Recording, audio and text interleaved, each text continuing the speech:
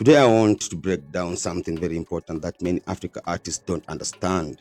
Nayonia about mechanical royalties. Most artists in Kenya talk about streams, shows, and YouTube money, but they rarely understand publishing royalties, especially mechanical royalties. Yes, ilikuwa so weird sababu apparently the judge ruled on the favor of Apollo. Walisema that since the piano roll nilikuwa ina read the music sheet, now it was not human being.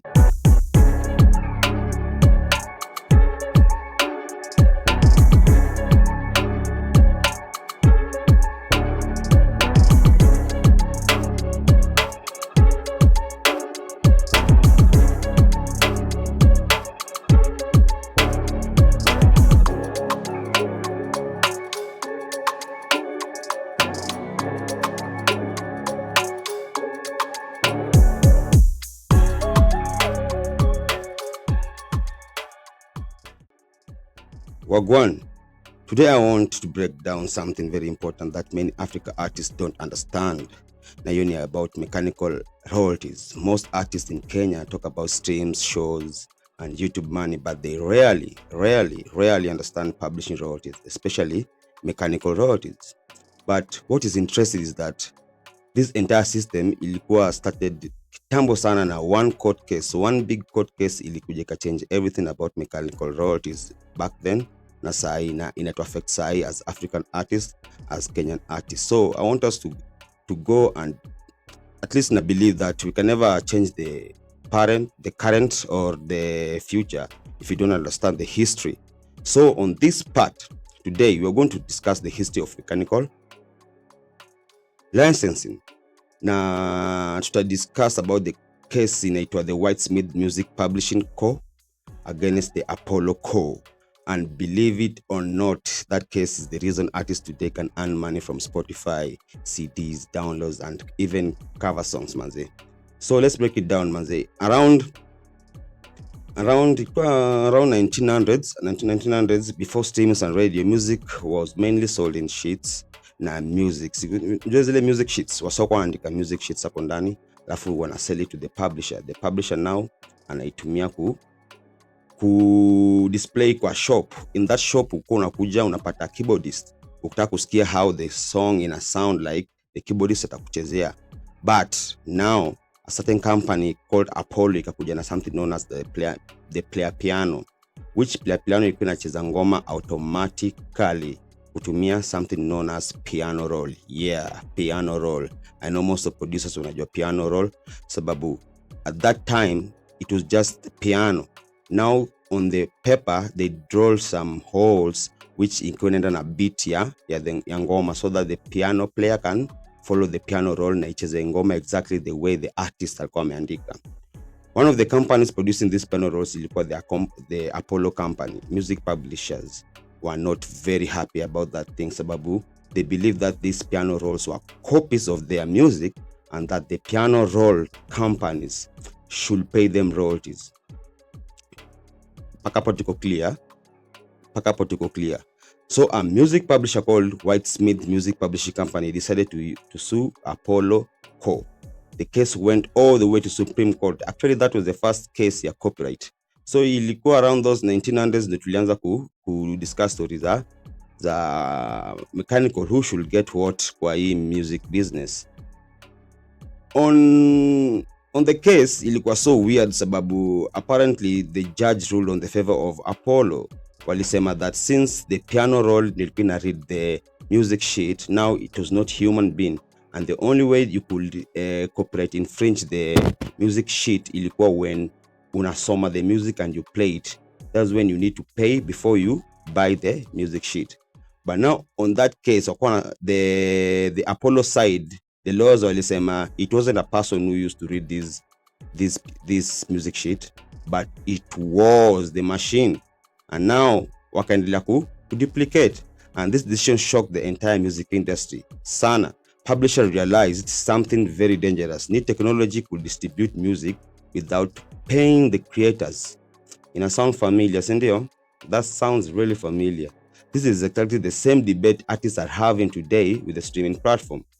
Actually, around 1909, they passed the new law called the Copyright Act of 1909. This law introduced something called the mechanical licensing. Remember the word mechanical machine? Now we have the mechanical licensing.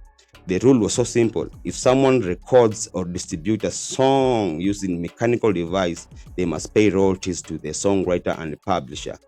At that time, the mechanical devices were player piano, which they use piano rolls, photographs, and vinyl records. Today, the same concepts in apply. Sababu sana nowadays tuko na digital downloads, streaming platforms like Spotify, Apple Music, tuko na TVs and radios. This is why the royalties are called mechanical royalties.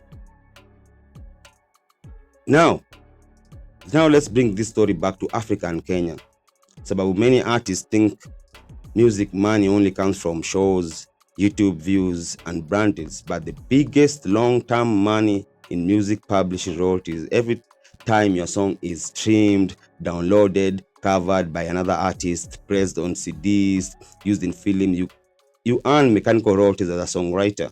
Na tutakuja kudecode that songwriter because even a music producer is a songwriter. Many African artists are not registered properly with publishing system. In Kenya, publishing royalties are supposed to manage the CMOs like the music copyright laws of Kenya. The government is now discussing to collect the royalties through its citizens. So boom, niambia, is this thing in a change? Because at that time they were private companies hazikuwa affiliated with the government, because once to affiliate the government in this royalty collection, then to not destroy the competition. And once tatuna competition in this music business, then one-sided itaanza kukula the bread, the big chunk of the bread na hi-fi. If you're a producer or songwriter, mechanical royalties are extremely important because every song you produce contains two copyrights. Kuna sound recording na kuna musical composition. Mechanical royalties belong to the composition side. So even if the artist performs the song, the producer and the songwriter should still earn publishing royalties. That's why smart producers register their work with publishers and collecting societies. And nimekuwa kwa process ya register with the BMI and Centric, and once my documentation is done and well and niko configured in, I'll show you guys how to do it, because in Mziki Masters podcast we learn and relearn everything about music. As long as in entertaining music nitakuwa naachanua hapa ndani. So ni hivi, lessons from this 1908 court case is simple. It's very simple. Technology will always change the music industry. Like right now, kuna AI, kuna other stores. Currently, even us, Mad Studios, tuko na another store which we are opening up inaitwa Doba Play, which very soon mtakuwa mnaona hizo stuff za royalties and mechanical royalties inside there. But one thing must remain the same. Songwriters must be paid. Wanafaa lipa. Na once say songwriters, nasema anyone involved in the song, from the producer to the songwriter to the artist performing the song which was written and which was produced by another producer. Publishing, and if African artists want to build a sustainable career, they must start understanding between publishing, mechanical royalties, licensing, and corporate ownership.